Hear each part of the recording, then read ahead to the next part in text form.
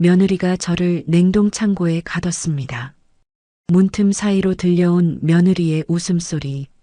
더 끔찍한 건 옆에 있던 손자까지 같이 가뒀다는 겁니다. 도대체 왜 며느리는 저와 자식까지 가뒀을까요? 진짜 무서운 건 그 다음이었어요. 그날 밤 벌어진 일을 말씀드릴게요. 김순자 할머니는 새벽 5시면 어김없이 눈을 뜹니다. 72년을 살아오면서 몸에 밴 습관이었죠. 침대 옆 작은 서랍을 열어 낡은 나무 상자를 꺼내놓습니다. 그 안에는 남편이 남겨준 토지 문서들과 보험 증서, 그리고 30년 전 사진 한 장이 들어 있었어요. 사진 속에는 젊은 순자와 한 여자가 함께 웃고 있습니다. 그 여자가 바로 며느리 윤경이의 어머니였어요. 당시 경이 어머니가 심한 병으로 수술비가 없어 고생할 때 순자가 2천만 원을 빌려줬던 겁니다. 언니 정말 고마워요. 나중에 꼭 갚을게요. 눈물 흘리며 고마워했던 그 모습이 아직도 선합니다. 그 돈으로 수술을 받고 완치됐지만 1년 후 교통사고로 갑작스럽게 세상을 떠났어요. 빚을 갚지 못한 채로요. 하지만 순자는 신경 쓰지 않았어요. 그 인연으로 경희와 아들 철민이 만나 결혼까지 하게 됐거든요. 경희는 그 사실을 전혀 모르고 있었습니다.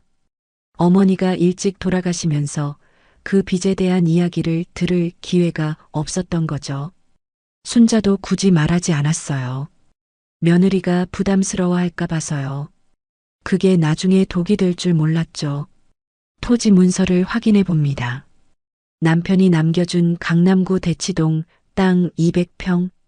30년 전엔 별것 아니었지만 지금은 시세가 10억을 넘어섰어요. 하지만 순자는 그 가치를 정확히 알지 못했어요. 부동산에 관심이 없었거든요. 정육점 준비를 위해 아래층으로 내려갑니다. 새벽 6시 경희가 먼저 와서 고기를 손질하고 있었어요. 둘 사이에는 언제나 미묘한 긴장감이 흘렀습니다. 경희는 시어머니를 대하는 태도가 늘 차가웠거든요. 어머니, 오늘 고기 좀 많이 들여놨네요. 요즘 경기가 안 좋은데 괜찮을까요? 경희의 목소리에는 은근한 걱정이 섞여 있었어요. 하지만 순자는 그 속마음을 알고 있었습니다. 걱정이 아니라 지적이었거든요. 괜찮아. 단골 손님들이 많으니깐. 순자가 조용히 대답했어요. 30년 넘게 이 자리에서 장사를 해온 경험이 있었거든요. 하지만 경희는 고개를 저었어요. 그래도 요즘 마트에서 더 싸게 파는데요. 우리도 가격을 좀 내려야 하는 거 아닌가요? 형광등이 깜빡거렸어요. 교체할 때가 됐나 봅니다. 그 깜빡이는 불빛 아래서 두 여자의 얼굴이 번갈아 밝아졌다 어두워졌어요. 마치 서로의 속마음을 숨기고 있는 것처럼요. 냉장고가 웅웅거리는 소리가 가게 안에 울렸어요. 평소보다 더 크게 들리는 것 같았어요. 뭔가 불길한 예감이 들었지만 순자는 그냥 넘어갔어요. 아침 7시 10살 손자 민서가 학교 가기 전에 가게로 내려왔어요. 순자를 보자마자 환하게 웃으며 달려와 안겼어요. 이 순간만큼은 모든 걱정이 사라졌습니다. 할머니, 오늘 급식에 불고기 나온대요. 할머니가 만든 것처럼 맛있을까요? 민서의 순수한 질문에 순자는 웃음이 났어요. 우리 민서가 좋아하는 불고기는 세상에서 할머니 것이 제일 맛있지. 순자가 민서의 머리를 쓰다듬으며 말했어요. 경희가 그 모습을 보더니 표정이 굳어졌어요. 민서야, 늦잖아. 빨리 학교 가야지. 차가운 목소리였어요. 민서는 할머니에게 뽀뽀를 하고 학교로 향했어요. 할머니, 저 오늘 방학이에요. 내일부터는 매일 와서 도와드릴게요. 민서가 뛰어가며 소리쳤어요. 그 천진한 목소리가 가게 안에 메아리 쳤어요. 아들 철민은 회사 일로 바빠서 아침에 얼굴 보기도 힘들었어요. 새벽 5시에 나가서 밤 10시에 들어오는 생활이 반복됐거든요. 택시 기사로 일하고 있었는데 최근 들어 수입이 많이 줄었다고 했어요. 순자는 아들이 고생하는 모습을 보면서도 뭔가 이상함을 느끼고 있었어요. 철민이 집에 있을 때면 경희와 작은 목소리로 대화를 나누는 일이 많았거든요. 여보, 어머니 건강보험료가 왜 이렇게 올랐지? 모르겠어요. 병원 많이 다니셔서 그런가요? 이런 대화들이었어요. 하지만 순자는 병원을 자주 다니지 않았어요. 오히려 건강한 편이었거든요. 혈압약 하나 먹지 않는 팔팔한 72살이었으니까요. 정육점이 문을 열고 첫 손님이 들어왔어요. 단골 김씨 아주머니였습니다. 순자 언니, 오늘도 고기 좀 좋은 걸로 주세요. 물론이죠. 어제 들어온 한우예요. 순자가 정성스럽게 고기를 포장해 드렸어요. 30년 넘게 쌓인 신뢰였죠. 김아주머니가 돈을 내고 나가자 경희가 옆에서 작은 소리로 중얼거렸어요. 요즘 한우값이 얼마인데 그렇게 싸게 팔아요. 순자에게는 들리지 않을 정도의 목소리였지만 손님이 나간 후 분위기가 어색해졌어요. 순자는 가슴이 답답했지만 아무 말하지 않았어요. 점심시간이 되자 순자는 경희에게 말했어요. 점심은 집에서 드세요. 제가 가게 볼게요. 하지만 경희는 고개를 저었어요. 괜찮아, 같이 있자. 그 순간 순자는 이상한 기분을 느꼈어요. 평소 같으면 집에 가서 쉬겠다고 했을 경희가 가게에 남겠다고 하는 게 이상했거든요. 뭔가 감시당하는 듯한 느낌이었어요. 오후 2시경 경희가 전화를 받았어요. 네, 알겠습니다. 이번 주 안에 처리할게요. 누군가와 중요한 이야기를 나누는 것 같았어요. 목소리가 평소보다 낮았어요. 비밀스러운 대화를 하고 있는 것 같았죠. 전화를 끊고 나서 경희는 순자를 슬쩍 쳐다봤어요. 그 시선이 차갑게 느껴졌어요. 어머니, 혹시 내일 냉동창고 정리 좀 도와주실 수 있어요? 고기가 너무 많이 쌓여 있어서요. 갑작스러운 부탁이었어요. 평소 경희는 냉동창고 일은 혼자 처리했거든요. 순자는 고개를 끄덕였어요. 그래, 내일 내가 도와줄게. 하지만 마음 한구석에서는 알 수 없는 불안감이 커져갔어요. 저녁 무렵 민서가 돌아왔어요. 평소와 다르게 표정이 어두웠어요. 할머니, 저 좀 이상해요. 민서가 조용히 말했어요.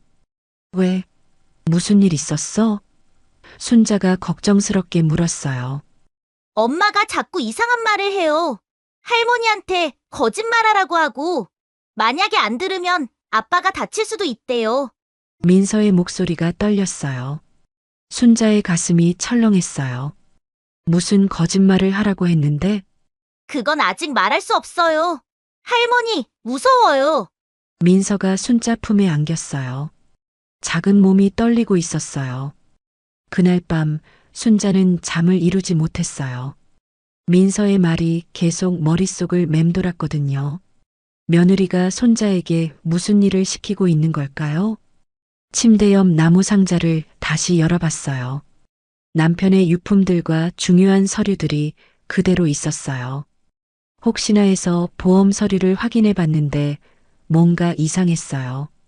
자신이 기억하는 것보다 보험료가 많이 나가고 있었거든요. 언제부터 이렇게 올랐을까요? 그리고 보험 금액도 기억보다 훨씬 컸어요. 새벽 2시 부엌에서 물소리가 들렸어요. 경희가 일어나 있는 것 같았어요. 순자는 조용히 문을 열고 밖을 내다봤어요. 경희가 전화를 하고 있었어요. 네, 내일이면 될 것 같아요. 준비는 다 됐고, 네, 사고로 보이게 할 거예요. 걱정 마세요. 섬뜩한 대화였어요.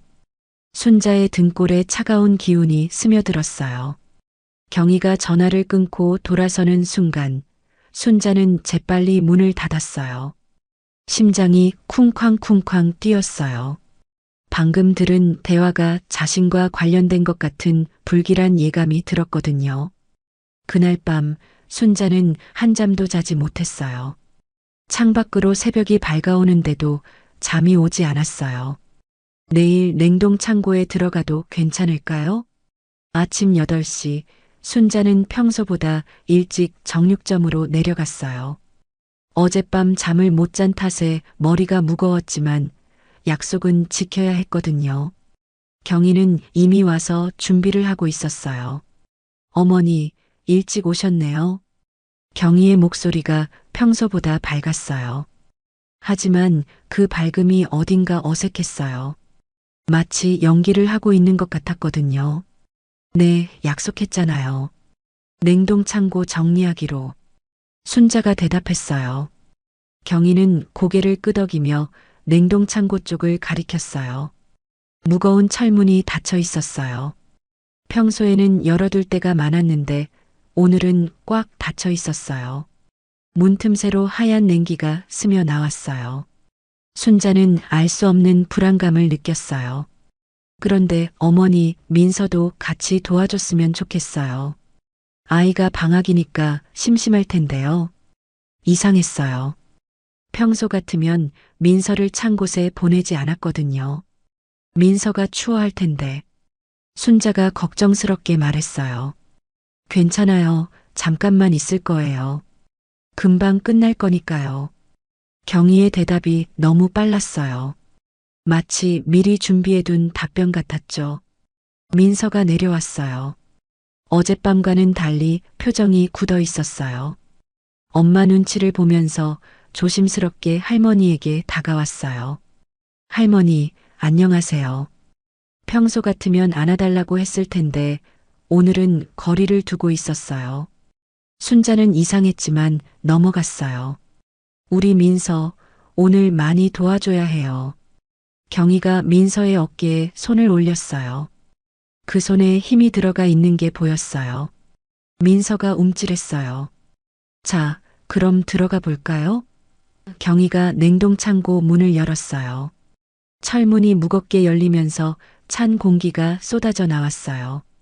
영하 20도의 추위였어요. 순자는 두꺼운 점퍼를 입고 장갑을 끼웠어요. 민서도 작은 패딩을 입었어요. 하지만 경희는 밖에서 기다리겠다고 했어요. 저는 감기 기운이 있어서요. 밖에서 지시해 드릴게요. 경희의 목소리가 차가웠어요. 마치 계산된 것 같았죠. 냉동창고 안은 하얀 세상이었어요. 입에서 나오는 숨이 모두 하얀 김이 되어 사라졌어요. 양쪽 벽에는 소고기와 돼지고기가 걸려 있었어요. 형광등이 차갑게 빛났어요. 차가운 공기가 폐 속으로 파고 들어왔어요. 코끝이 시렸고 손끝이 금세 차가워졌어요. 민서는 코를 훌쩍이며 할머니 옆에 바짝 붙어 있었어요. 할머니, 추워요. 민서가 작은 소리로 말했어요. 조금만 참아 금방 끝날 거야. 순자가 민서를 달래며 말했어요. 저쪽 고기 상태부터 봐주세요. 경희가 문 밖에서 소리쳤어요. 순자는 안쪽으로 들어가 고기를 살펴봤어요. 민서는 문 가까운 곳에서 서성이고 있었어요. 고기 상태를 확인하면서 순자는 이상한 점을 발견했어요. 어제 들어온 고기가 맨 안쪽에 있었거든요. 보통은 쇠고기를 앞쪽에 두는데 말이에요. 마치 일부러 사람을 깊숙이 들어가게 만든 것 같았어요. 이상하네, 왜 쇠고기가 안쪽에 있지? 순자가 중얼거렸어요. 그때 밖에서 찰컥하는 소리가 들렸어요. 문이 닫히는 소리였어요. 순자는 재빨리 문 쪽으로 달려갔어요. 하지만 문은 이미 단단히 잠겨 있었어요. 손잡이를 아무리 돌려도 열리지 않았어요. 경희야, 문이 닫혔어. 문 좀 열어줘. 순자가 문을 두드리며 소리쳤어요. 하지만 대답이 없었어요. 민서가 문 앞에서 울고 있었어요. 작은 손으로 문을 두드리면서요. 엄마, 엄마, 문 열어줘요. 하지만 밖에서는 아무 소리도 들리지 않았어요. 순자는 민서를 꼭 안았어요. 괜찮아, 괜찮아, 곧 열어줄 거야. 하지만 마음속으로는 패닉이 밀려왔어요. 이게 사고가 아니라는 걸 직감했거든요. 문틈새로 빛이 새어나왔어요. 순자는 그 틈으로 밖을 내다봤어요. 경희가 있었어요. 하지만 놀란 표정이 아니었어요. 오히려 침착했어요. 경희야, 문 좀 열어. 순자가 애원하듯 말했어요. 그때 경희의 목소리가 들렸어요. 어머니, 조금만 기다리세요. 문이 고장 난 것 같아요. 하지만 그 목소리에는 당황함이 없었어요. 오히려 차분했죠. 순자는 소름이 돋았어요. 시간이 지날수록 추위가 몸속으로 파고 들어왔어요.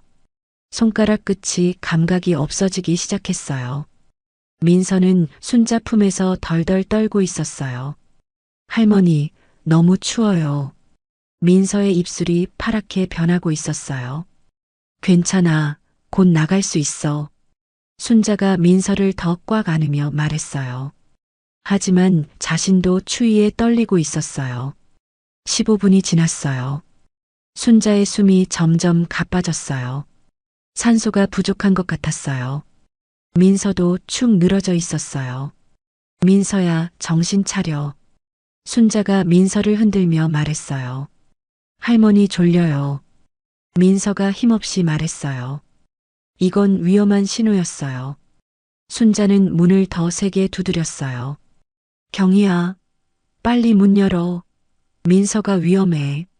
그때 문 밖에서 경희의 목소리가 들렸어요. 어머니, 수리공을 불렀어요. 조금만 더 기다리세요. 하지만 순자는 알고 있었어요. 이게 계획이었다는 걸. 어젯밤 들은 전화 통화가 떠올랐어요.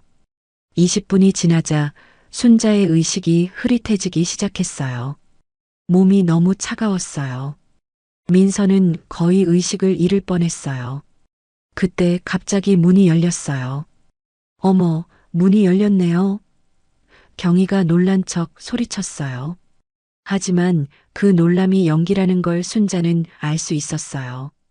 순자는 민서를 안고 비틀거리며 밖으로 나왔어요. 따뜻한 공기가 얼굴에 와 닿았어요. 살았다는 안도감이 밀려왔어요. 어머니, 괜찮으세요? 문이 갑자기 고장나서 깜짝 놀랐어요. 경희가 걱정하는 척 말했어요. 하지만 순자는 보았어요. 경희의 눈에 실망이 스쳐 지나가는 걸. 마치 계획이 실패해서 아쉬워하는 것 같았어요. 민서를 따뜻한 곳으로 데려가 체온을 올려줬어요. 다행히 큰 문제는 없었어요. 하지만 순자의 마음에는 큰 상처가 남았어요. 그날 밤 순자는 잠들 수 없었어요. 오늘 일이 정말 사고였을까요? 아니면 계획된 일이었을까요? 민서가 방에 와서 말했어요. 할머니, 미안해요. 왜 미안해하니? 엄마가 할머니한테 나쁜 일 할 거라고 했어요. 그런데 저는 막을 수 없었어요. 민서가 울면서 말했어요. 순자의 가슴이 철렁했어요. 정말로 계획이었구나. 민서야, 엄마가 뭐라고 했는지 자세히 말해줄 수 있겠니? 엄마가 할머니가 사라지면 우리가 부자가 될 수 있다고 했어요. 그리고 만약에 제가 말하면 아빠가 다칠 거라고 했어요. 순자는 모든 걸 이해했어요. 며느리가 자신을 없애려 하고 있다는 걸, 그리고 손자까지 협박하고 있다는 걸. 그날 밤부터 순자는 조심하기 시작했어요. 며느리의 다음 계획이 무엇일지 알 수 없었거든요. 하지만 순자도 만만치 않았어요. 72년을 살아온 지혜가 있었거든요. 이제 진짜 싸움이 시작된 거예요. 냉동창고 사건 이후 사흘이 지났어요.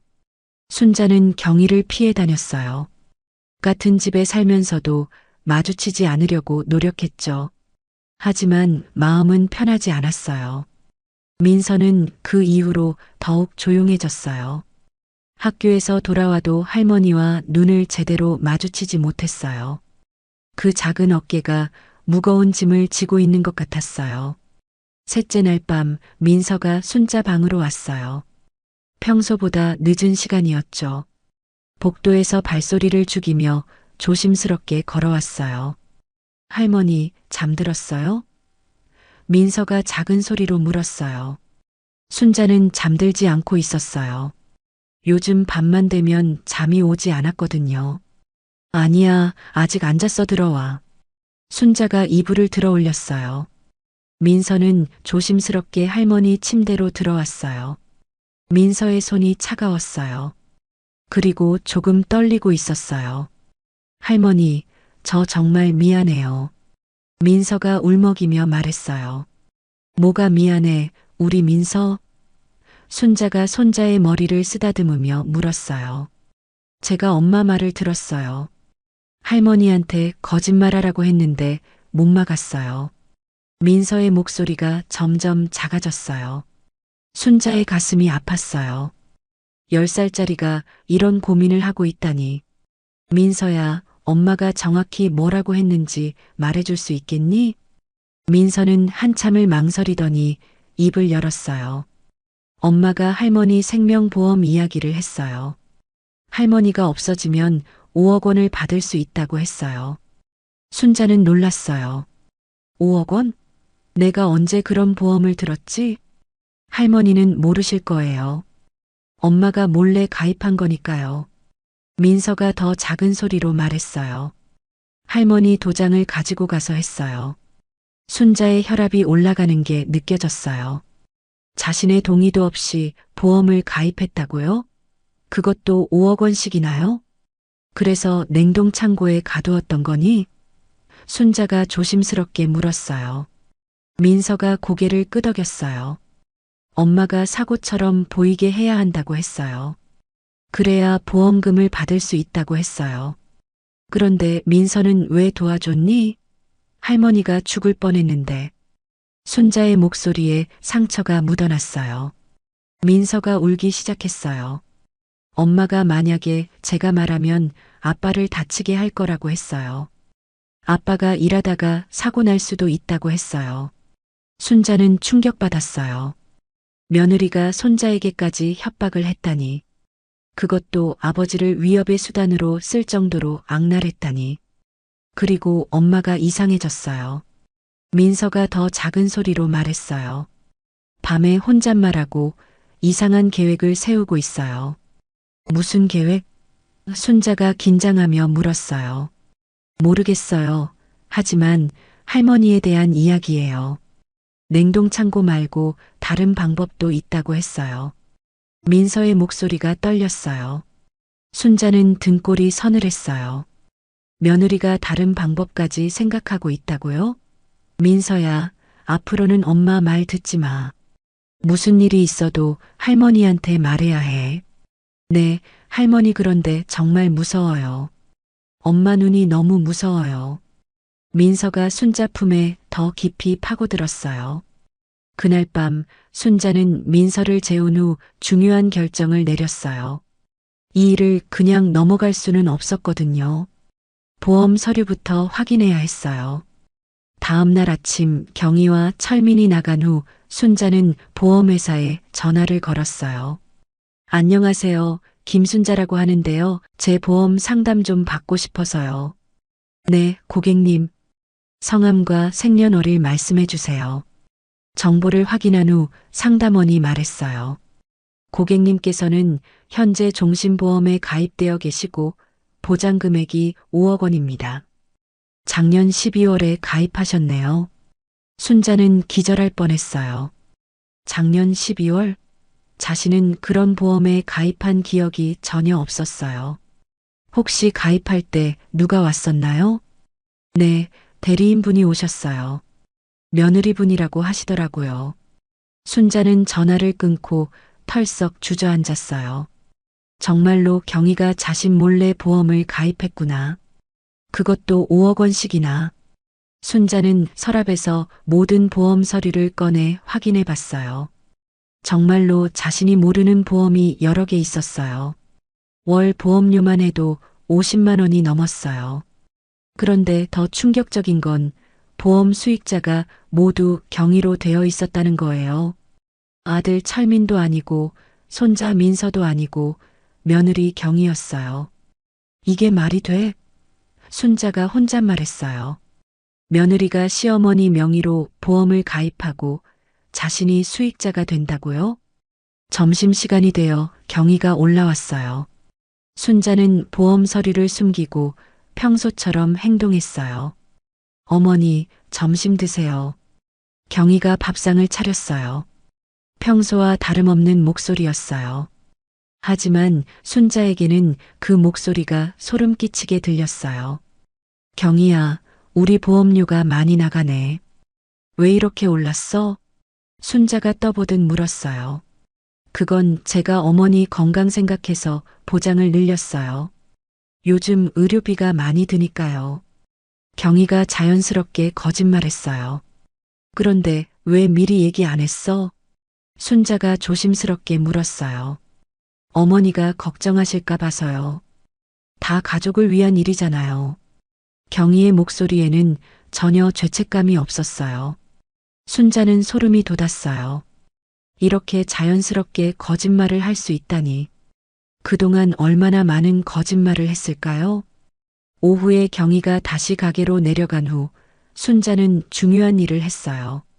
경희 방을 뒤져본 거예요. 서랍 깊숙한 곳에서 충격적인 것들을 발견했어요. 자신의 인감도장, 주민등록등본, 그리고 여러 보험회사 서류들이 있었어요. 그런데 더 충격적인 건 노트 하나였어요. 경희가 직접 쓴 글씨로 가득했어요. 김순자 제거 계획. 첫 번째 줄부터 순자는 숨이 막혔어요. 정말로 자신을 없애려는 계획을 세우고 있었구나. 노트 내용은 더욱 충격적이었어요. 1차 냉동창고 동사 실패, 2차 계단에서 실족사, 3차 가스 누출 사고, 4차 식중독 독버섯. 순자의 손이 떨렸어요. 며느리가 이렇게 치밀하게 자신을 죽일 방법을 생각하고 있었다니. 노트 뒷페이지에는 더 무서운 내용이 있었어요. 민서 입막음 완료 아버지 위협으로 조종 가능.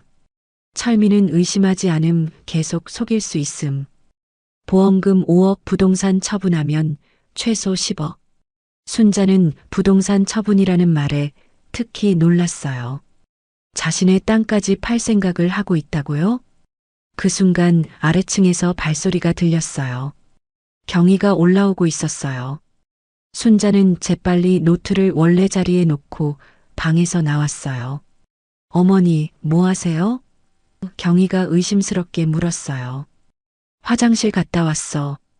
순자가 최대한 자연스럽게 대답했어요. 하지만 경희의 눈빛이 날카로워졌어요. 어머니, 혹시 제 방에 들어가셨어요? 아니, 내가 왜? 순자가 당황하며 말했어요. 경희는 한참 순자를 쳐다보더니 자신의 방으로 들어갔어요. 순자는 가슴이 쿵쾅쿵쾅 뛰었어요. 혹시 들킨 건 아닐까요? 그날 저녁 철민이 집에 돌아왔어요. 순자는 아들에게 모든 걸 말해야 할지 고민했어요. 하지만 아직은 증거가 부족했어요. 밤 10시경 경희가 또 전화를 받았어요. 순자는 이번에도 몰래 들어봤어요. 1차가 실패했어요. 민서 때문에 계획이 틀어졌어요. 경희의 목소리가 차가웠어요. 네, 다른 방법을 써야겠어요. 2차 계획으로 넘어갈게요. 순자는 온몸이 떨렸어요. 2차 계획이라니. 계단에서 실족사시키는 거였어요. 이번에는 민서를 빼고 할 거예요. 그 애가 자꾸 방해하니까요. 전화가 끝난 후 순자는 결심했어요. 이제 더 이상 당하고만 있을 수 없었어요. 반격을 시작해야 했어요. 하지만 어떻게 해야 할까요? 경찰에 신고하기에는 아직 구체적인 증거가 부족했어요. 며느리가 너무 교묘했거든요. 다음 날 아침 순자는 중요한 결정을 내렸어요. CCTV를 확인해 보기로 한 거예요. 정육점에는 보안을 위해 CCTV가 설치되어 있었거든요. 경희와 철민이 나간 후 순자는 가게 사무실로 내려갔어요. 컴퓨터는 잘 다룰 줄 몰랐지만 이번만큼은 배워야 했어요. 민서가 도와주었어요. 할머니, 제가 컴퓨터 잘해요. 뭘 찾으세요? 냉동창고 앞 화면을 보고 싶어. 순자가 말했어요. 민서가 능숙하게 CCTV 프로그램을 작동시켰어요. 날짜를 냉동창고 사건이 일어났던 날로 맞췄어요. 화면에 그날 아침 모습이 나타났어요. 순자와 민서가 냉동창고로 들어가는 모습이 선명하게 보였어요. 그리고 충격적인 장면이 펼쳐졌어요. 순자와 민서가 냉동창고에 들어간 직후 경희가 나타났어요. 그리고 조심스럽게 주위를 둘러본 후 냉동창고 문에 자물쇠를 채우는 모습이 선명하게 찍혀 있었어요. 할머니, 엄마가 진짜로 문을 잠갔어요. 민서가 충격받으며 소리쳤어요. 더 충격적인 건 그 다음이었어요. 경희가 자물쇠를 채운 후 만족스러운 표정을 짓고 있었던 거예요. 전혀 당황하거나 걱정하는 모습이 없었어요. 화면은 계속 이어졌어요. 30분 후 경희가 다시 나타나 자물쇠를 풀고 문을 여는 모습까지 다 찍혀 있었어요. 이게 사고가 아니었구나. 순자가 중얼거렸어요. 이제 확실한 증거가 생겼어요. 순자는 USB에 그 영상을 복사했어요. 민서가 도와주었죠. 할머니, 이 영상 어떻게 할 거예요? 일단 안전한 곳에 보관할 거야. 나중에 필요할 때 쓸 거야. 순자가 말했어요. 오후에 경희가 올라와서 이상한 제안을 했어요. 어머니, 내일 시장에 같이 가요. 오랜만에 장도 보고 맛있는 것도 사 먹어요. 순자는 직감적으로 느꼈어요. 이게 2차 계획의 시작이구나. 시장 계단에서 밀어서 떨어뜨릴 작정인 것 같았어요. 괜찮아, 혼자 갈게. 순자가 거절했어요. 아니에요. 요즘 어머니 혼자 다니시기 위험해요. 제가 같이 가야겠어요. 경희가 강요했어요. 순자는 거부할 수가 없었어요. 너무 의심받으면 안 되니까요. 그날 밤 순자는 또 다른 증거를 찾아보기로 했어요. 경희 방을 다시 뒤져보는 거예요. 이번에는 더 신중하게 뒤져봤어요. 경희가 숨겨둔 서류들을 하나씩 확인했어요. 서랍 맨 아래에서 충격적인 문서를 발견했어요. 순자 명의의 유언장이었어요. 그런데 순자가 쓴 게 아니었어요. 경희가 위조한 거였죠. 유언장 내용은 이랬어요. 나 김순자는 정신이 온전할 때 이 유언장을 작성한다. 나의 모든 재산은 며느리 윤경희에게 상속한다. 아들 박철민과 손자 박민서에게는 상속하지 않는다. 순자는 기가 막혔어요. 이런 유언장까지 위조해뒀다니. 더 뒤져보니 은행 통장도 나왔어요. 순자 명의의 통장인데 경희가 관리하고 있었어요. 그 안에는 순자가 모르는 대출금이 여러 개 있었어요. 내 이름으로 돈까지 빌렸다고? 순자가 소리쳤다가 급하게 입을 막았어요. 통장 내역을 보니 매달 수백만 원씩 나가고 있었어요. 보험료, 대출이자, 그리고 경희 개인 용도로 쓴 돈까지. 순자는 이제 모든 걸 이해했어요. 경희가 자신의 이름으로 온갖 금융 거래를 하고 있었구나. 그리고 자신이 죽으면 모든 재산을 가져가려고 하는 거구나. 가장 충격적인 건 휴대폰 메모장이었어요. 김순자 사망 후 처리 순서. 1. 보험금 5억 청구. 2. 부동산 매각 예상 10억. 3. 예금 계좌 정리. 4. 철민, 민서와 연락 끊기. 5. 새로운 곳으로 이주. 마지막 줄에 순자는 소름이 돋았어요. 경희가 자신을 죽인 후에는 아들과 손자까지 버릴 계획이었던 거예요. 그때 아래층에서 문 열리는 소리가 들렸어요. 경희가 돌아온 거였어요. 순자는 재빨리 모든 걸 원래 자리에 놓고 나왔어요. 어머니, 또 화장실이세요? 경희가 의심스럽게 물었어요. 응, 왜? 순자가 대답했어요. 경희는 방에 들어가서 뭔가 확인하는 것 같았어요. 순자는 가슴이 쿵쾅쿵쾅 뛰었어요. 잠시 후 경희가 나와서 말했어요. 어머니, 내일 시장 가기 전에 중요한 서류에 도장 좀 찍어주세요. 무슨 서류인데요? 보험 변경 서류예요. 보장을 더 늘리려고 해요. 경희가 자연스럽게 거짓말했어요. 또 다른 보험을 가입시키려는 거구나. 아마 자신이 죽기 전에 보험금을 최대한 늘려두려는 거겠죠. 내일 보고 결정할게. 순자가 말했어요. 경희의 표정이 살짝 굳어졌어요. 어머니, 서류 처리 기한이 내일까지예요. 오늘 해야 해요. 피곤해서 내일 하면 안 될까? 순자가 버텨봤어요. 그럼 어쩔 수 없죠 하지만 내일 꼭 해야 해요. 경희가 압박했어요. 그날 밤 순자는 모든 증거를 정리해서 안전한 곳에 숨겨뒀어요. CCTV 영상, 경희가 쓴 계획서 사진, 위조된 유언장 사진, 통장 내역까지. 이제 마지막 결전을 준비할 때였어요. 하지만 어떻게 해야 할까요? 경희는 너무 교묘하고 위험했어요. 순자는 한 가지 계획을 세웠어요. 가족들 앞에서 모든 걸 공개하는 거예요. 그래야 경희가 변명할 수 없을 거예요. 마침 다음 주가 시아버지 제사였어요. 친척들이 모두 모이는 날이죠. 그때가 기회였어요. 하지만 그 전에 내일의 시장 나들이를 무사히 넘겨야 했어요. 경희의 2차 계획을 막아야 했죠. 순자는 밤새 계획을 세웠어요. 이번에는 절대 당하지 않을 거예요. 72년을 살아온 지혜를 모두 발휘해서 며느리의 계획을 뒤집어 놓을 거예요. 다음 날 아침 순자는 각오를 단단히 하고 일어났어요. 오늘 경희와 시장에 가면 분명히 뭔가 시도할 거였어요. 2차 계획, 계단에서의 추락사고 말이에요.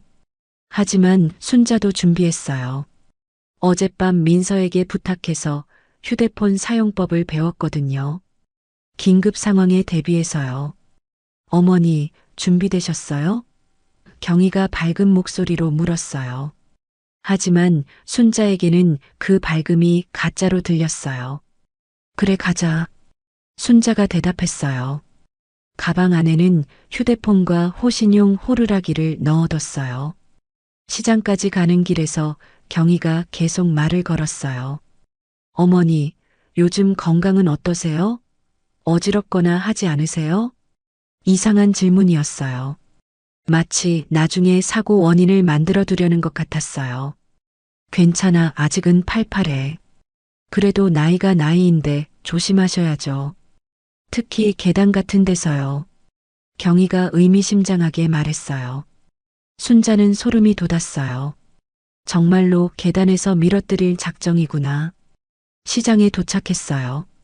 평소보다 사람이 많았어요. 그래서 다행이라고 생각했어요. 사람들이 많으면 경희도 함부로 할 수 없을 테니까요. 어머니, 2층 한복집에 가봐요. 제사 때 입을 한복 보러요. 경희가 제안했어요. 2층이라는 말에 순자는 긴장했어요. 계단을 오르내려야 한다는 뜻이었거든요. 하지만 거부하면 의심받을 것 같았어요. 그래, 가보자. 계단을 오를 때는 별일이 없었어요. 경희가 순자 팔을 부축해주기도 했어요. 하지만 순자는 알고 있었어요. 위험한 건 내려올 때라는 걸. 한복집에서 시간을 보낸 후 드디어 계단을 내려갈 때가 됐어요. 어머니, 조심히 내려가세요. 계단이 좀 가팔아요. 경희가 친절하게 말했어요.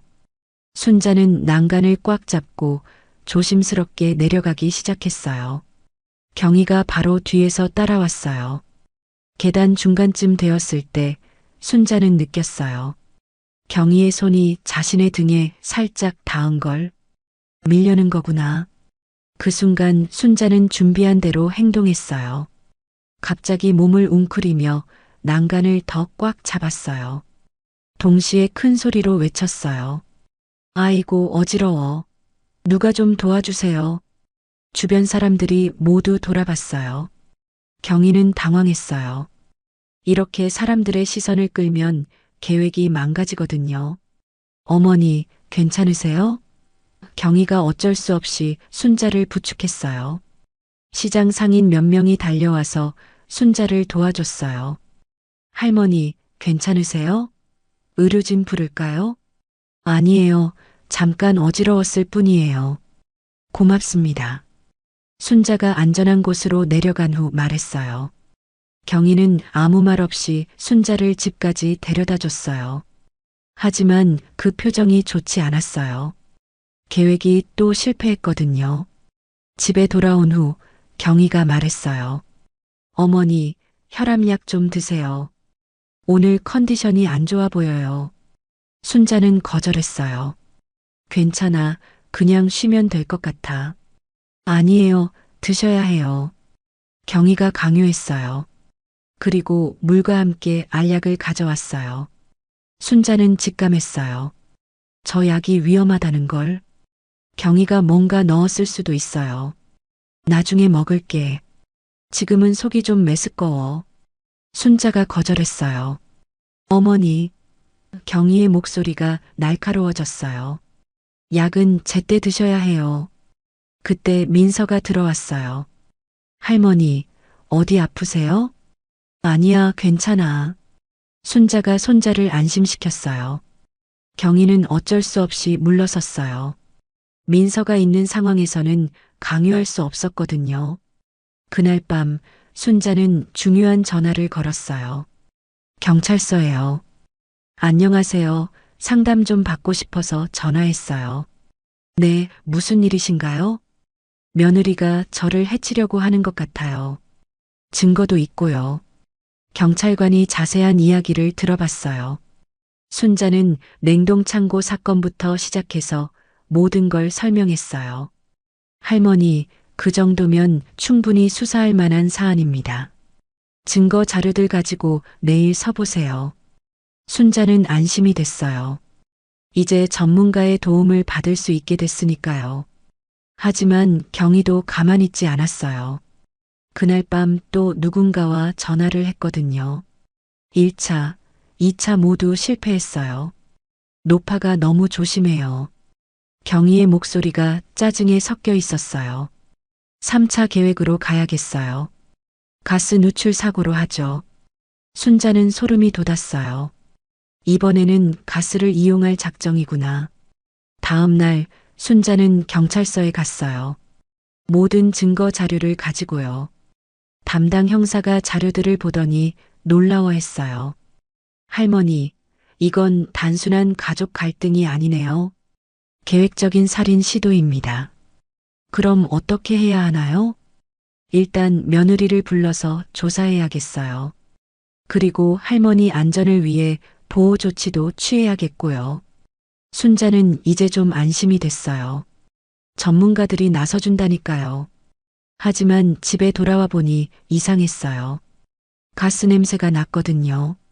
민서야, 가스 냄새 나지 않니? 순자가 물었어요. 네, 할머니 저도 냄새 맡았어요. 엄마가 부엌에서 뭔가 하고 있어요. 순자는 재빨리 창문을 열었어요. 그리고 가스 밸브를 확인했어요. 미세하게 열려 있었어요. 경희야, 가스 밸브 좀 확인해봐. 가스 냄새가 나. 순자가 소리쳤어요. 제가 확인할게요. 경희가 나와서 밸브를 잠갔어요. 하지만 그 표정이 아쉬워하는 것 같았어요. 순자는 확신했어요. 경희가 가스 누출 사고를 만들려고 했구나. 그날 밤부터 순자는 더욱 조심했어요. 경희가 언제 또 뭘 시도할지 모르니까요. 드디어 시아버지 제사 날이 왔어요. 친척들이 하나둘 모여들었어요. 큰아들네, 작은아들네, 그리고 시댁 친척들까지. 총 20명 정도가 모였어요. 제사상 차리는 걸 도와주면서 순자는 긴장했어요. 오늘이 모든 걸 끝내는 날이었거든요. 경희는 평소보다 더 부지런히 움직였어요. 친척들에게 인사도 정중히 하고 제사 준비도 열심히 도왔어요. 마치 완벽한 며느리 행세를 하고 있었어요. 경희 씨가 참 잘해주네. 큰댁이 칭찬했어요. 그러게요. 순자 언니 복이 많아요. 작은댁도 맞장구 쳤어요. 순자는 쓴웃음을 지었어요. 저 사람들이 진실을 알면 얼마나 놀랄까요? 제사가 시작됐어요. 모든 절차가 엄숙하게 진행됐어요. 순자는 시아버지 영정 앞에서 마음속으로 빌었어요. 아버님, 오늘 며느리의 진실을 밝혀내겠어요. 도와주세요. 제사가 끝나고 음복 시간이 됐어요. 모든 친척들이 둘러앉아 음식을 먹으면서 담소를 나눴어요. 순자는 때를 기다렸어요. 모두가 모인 이 순간이 최적의 타이밍이었어요. 여러분, 제가 말씀드릴 게 있어요. 순자가 일어서며 말했어요.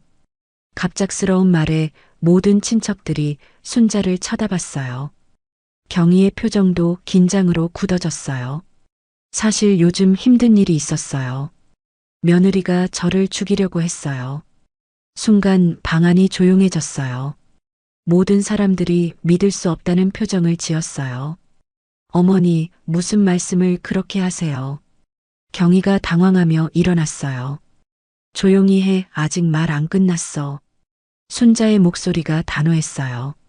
며느리가 제 명의로 5억 원짜리 생명보험을 몰래 가입했어요.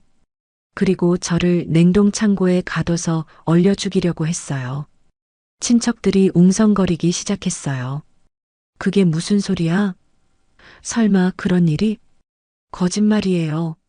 어머니가 요즘 기억력이 안 좋아지셔서. 경희가 변명하려고 했어요. 하지만 순자는 준비한 걸 꺼냈어요. USB와 사진들이었어요. 증거가 있어요.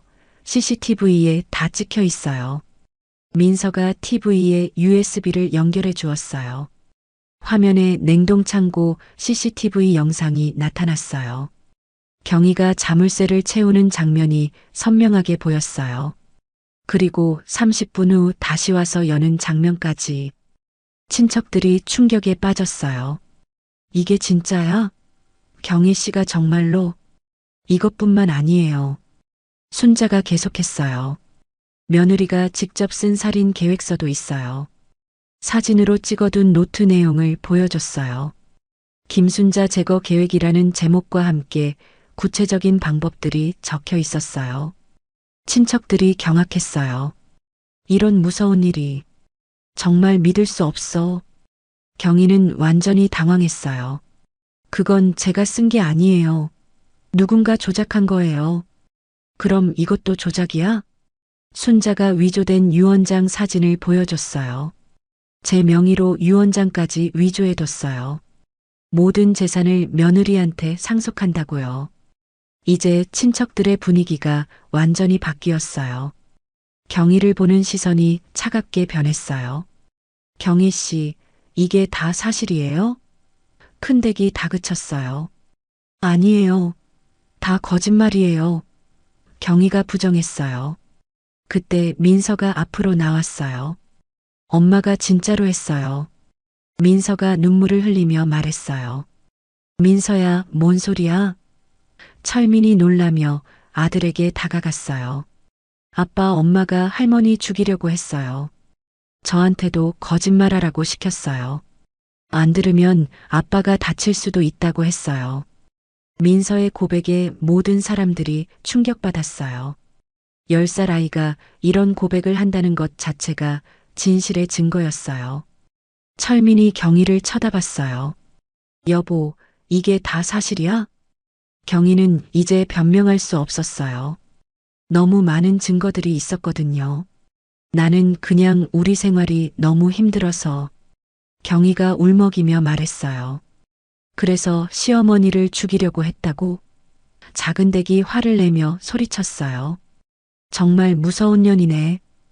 큰댁도 분노했어요. 그때 경찰이 도착했어요. 순자가 미리 신고해둔 거였어요. 신고받고 왔습니다. 윤경혜 씨 계신가요? 경희는 경찰을 보자 완전히 무너졌어요. 안 돼요. 저 잡지 마세요. 하지만 이미 늦었어요. 살인 미수와 보험 사기 혐의로 현행범 체포였어요. 살인 미수 혐의로 체포합니다. 묵비권을 행사할 권리가 있습니다. 수갑이 채워지는 순간 경희가 절규했어요. 5억 때문에 내 인생이 망했어. 철민은 충격으로 주저앉았어요. 자신이 사랑했던 아내가 이런 사람이었다니. 그리고 어머니를 죽이려고까지 했다니. 엄마, 정말 죄송해요. 제가 아무것도 몰랐어요. 철민이 순자에게 사죄했어요. 괜찮아, 아들아. 너도 피해자야. 순자가 아들을 위로했어요. 친척들은 모두 순자 편에 섰어요.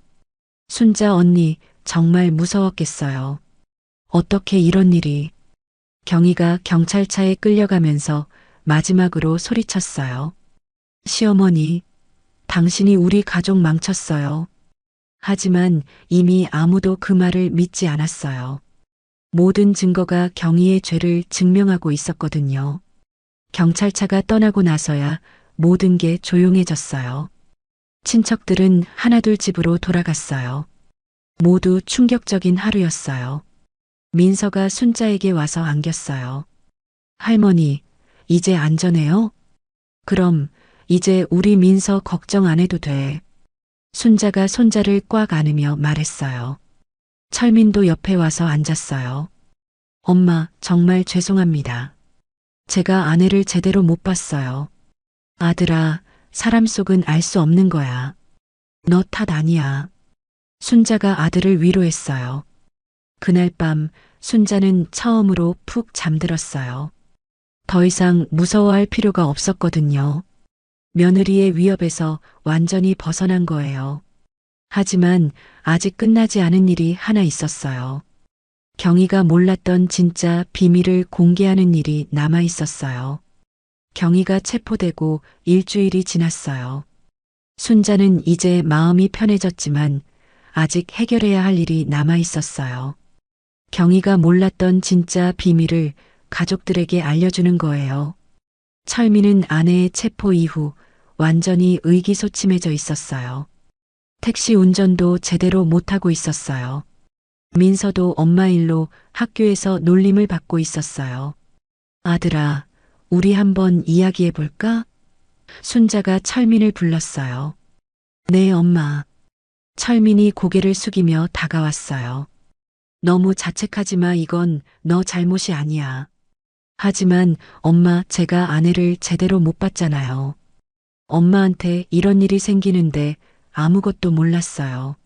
순자는 아들의 어깨를 두드려줬어요. 사람 마음은 알 수 없는 거야. 그리고 우리에게는 더 중요한 이야기가 남아 있어. 무슨 이야기요? 순자는 방에서 나무 상자를 가져왔어요. 그 안에 있던 토지 문서들을 꺼냈어요. 이것 좀 봐. 순자가 문서를 아들에게 건네줬어요. 철민이 문서를 보더니 깜짝 놀랐어요. 엄마, 이게 뭐예요? 강남구 대치동 땅이 200평이나 있다고요? 내 아버지가 남겨준 거야. 30년 전에는 별거 아니었는데 지금은 값이 많이 올랐더라. 철민이 급하게 인터넷으로 시세를 확인해 봤어요. 그리고 기절할 뻔했어요. 엄마, 이 땅이 지금 시세로 15억은 될 것 같아요. 그래. 순자가 놀란 척했어요. 사실 은행에서 확인했을 때 정확히 16억 2천만 원이라고 들었거든요. 민서도 와서 같이 봤어요.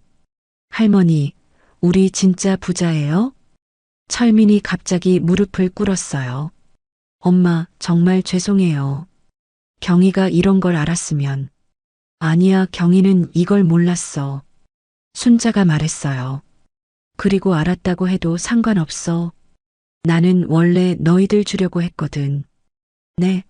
경희가 나한테 조금만 잘해줬어도 이 땅 다 너희 줄 생각이었어. 그런데 그 애가 욕심을 부려서 5억 보험금으로 만족하지 않고 나까지 죽이려고 했잖아. 철민이 울기 시작했어요. 엄마, 정말 죄송해요. 울지 마, 이제 다 끝난 일이야. 순자가 아들을 일으켜 세웠어요. 그때 더 큰 반전이 있었어요. 순자가 또 다른 서류를 꺼낸 거예요. 그런데 아들아, 이것도 있어. 또 뭐가 있어요? 내 아버지가 가입했던 적금이 있어. 30년 동안 복리로 불어났더라. 철민이 적금 통장을 보더니 또 놀랐어요. 2억 3천만 원이라고요? 그러니까 땅까지 합치면 거의 18억 정도 되는 거지. 민서가 뛸 듯이 좋아했어요. 할머니, 우리 대박 부자네요. 순자가 손자를 안으며 말했어요. 민서야, 돈이 많다고 좋은 건 아니야. 사람이 중요한 거야. 네, 할머니. 그런데 이제 아빠가 택시 안 해도 돼? 철민이 고개를 저었어요. 아니야, 민서야, 할머니 돈이지. 우리 돈이 아니야. 하지만 순자는 다른 생각이었어요. 아들아, 이 돈 가지고 뭔가 해볼까? 무엇을요? 정육점을 크게 키워보자. 요즘 한우 전문점이 인기라며? 철민의 눈이 빛났어요. 정말요? 그럼 우리 3대가 함께 하는 거야. 나는 경험, 너는 일손, 민서는 미래. 그림 7-2. 민서가 할머니와 아빠를 꼭 안았어요. 할머니, 아빠 사랑해요. 순자는 이제야 진짜 행복을 느꼈어요. 며느리의 위협도 없어졌고 가족이 다시 뭉쳤어요. 그런데 며칠 후 놀라운 소식이 들렸어요. 감옥에 있던 경희가 진실을 알고 완전히 무너졌다는 거예요. 변호사가 와서 말했어요. 경희 씨가 시어머니의 재산 규모를 알고 나서 정신적 충격을 받았다고 합니다. 뭐라고 하던가요? 순자가 궁금해했어요. 5억 때문에 18억을 놓쳤다고 자신이 얼마나 바보였는지 깨달았다고 합니다. 순자는 씁쓸했어요. 결국 끝까지 돈만 생각하는구나. 그리고 하나 더 말씀드릴 게 있습니다. 변호사가 계속했어요. 뭔가요? 경혜 씨 어머니 이야기를 들었는데 30년 전 시어머니께서 수술비를 도와주신 일을 알고 있었다고 합니다. 순자는 놀랐어요. 경희가 알고 있었다고요? 네, 어머니가 돌아가시기 전에 말씀해 주셨다고 합니다. 그런데도 이런 일을 저질렀다는 거죠. 순자는 더욱 씁쓸했어요. 은혜를 알면서도 배신했다니. 하지만 이제 더 이상 그 이야기는 중요하지 않았어요. 순자에게는 아들과 손자가 있었거든요. 정육점 리모델링이 시작됐어요. 순자의 투자로 깔끔하고 현대적인 한우 전문점으로 바뀌었어요. 동네 사람들이 모두 놀랐어요. 순자니가 대박 났네. 며느리 때문에 고생했는데 잘 됐다. 철민은 택시를 그만두고 정육점에 전념했어요.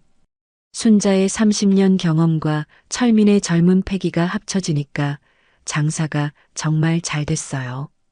민서도 방학 때마다 와서 도와줬어요.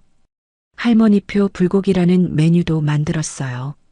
개업한 지 한 달 만에 동네 맛집으로 소문났어요. TV 방송에도 나올 정도였어요.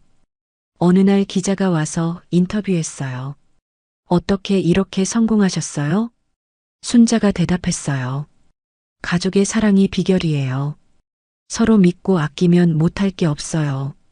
그 인터뷰가 방송되고 나서 더 많은 손님들이 왔어요. 특히 가족 단위 손님들이 많았어요. 6개월이 지났어요.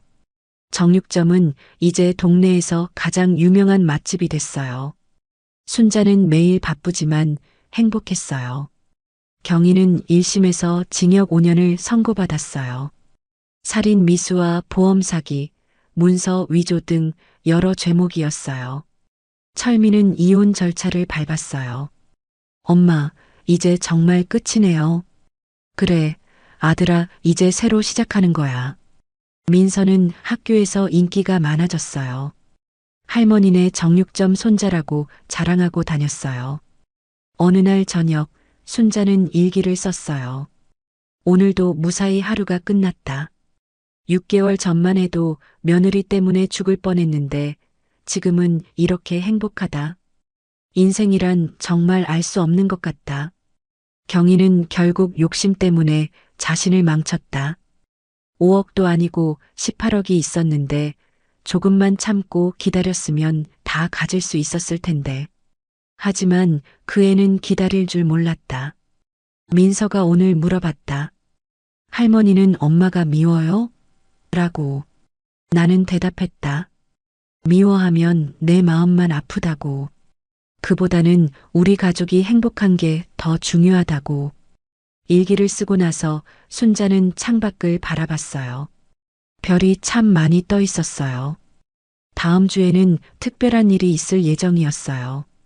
동네 사진관에서 가족 사진을 찍기로 한 거예요. 사진관에서 3명이 나란히 서서 사진을 찍었어요.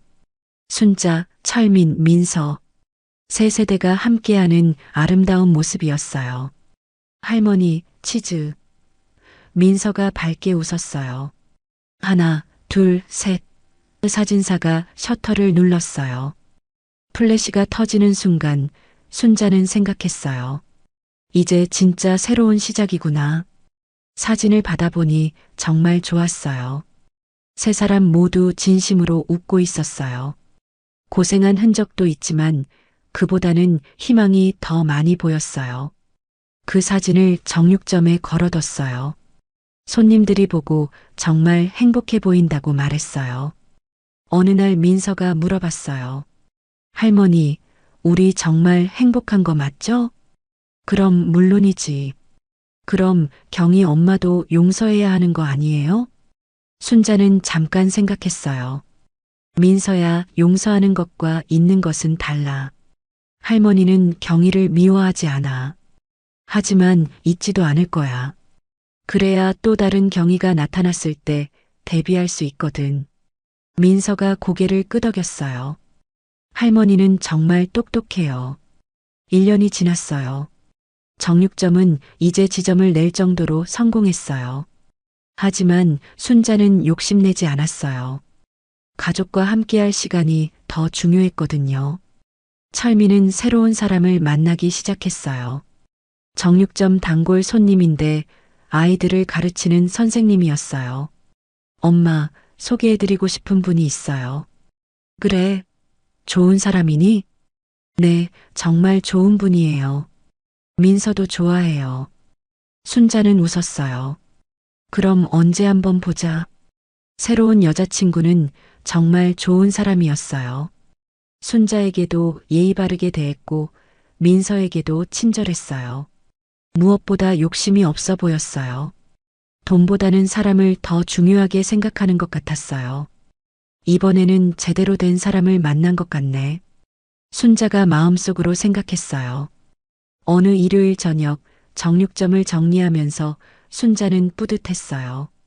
하루 종일 손님들로 붐볐거든요. 철민과 민서가 함께 뒷정리를 도와주고 있었어요. 3명이 함께 일하는 모습이 정말 보기 좋았어요. 할머니, 오늘도 수고하셨어요. 민서가 말했어요. 우리 민서도 수고했어.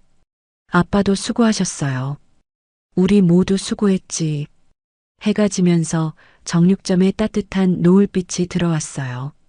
평범하지만 소중한 일상이었어요. 순자는 문득 생각했어요. 경희가 이 모든 걸 망치려고 했었는데 오히려 더 강해진 것 같다고. 위기가 기회가 된다더니 정말 그런 것 같네. 그날 밤 순자는 마지막으로 중요한 일을 했어요. 유언장을 다시 썼어요. 이번에는 정말 자신이 직접 썼어요. 나 김순자는 정신이 온전할 때 이 유언장을 작성한다. 나의 모든 재산은 아들 박철민과 손자 박민서에게 반씩 상속한다. 그리고 한 가지 당부하고 싶다. 돈보다는 사람을 소중히 하며 살아라. 욕심내지 말고 감사하며 살아라. 유언장을 봉투에 넣으면서 순자는 미소 지었어요. 이제야 마음이 정말 편해졌어요. 창밖으로 별들이 반짝이고 있었어요. 순자는 하늘에 있을 남편에게 말했어요. 여보, 우리 가족 잘 지키고 있어요. 걱정하지 마세요. 그리고 마음속으로 다짐했어요. 남은 인생은 가족과 함께 행복하게 보내겠다고. 72살, 새로운 시작이었어요.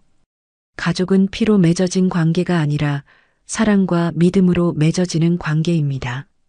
돈과 욕심은 가장 소중한 것들을 파괴하지만 진짜 사랑은 모든 시련을 견뎌냅니다. 그리고 때로는 가장 큰 위기가 가장 큰 축복의 시작이 되기도 합니다.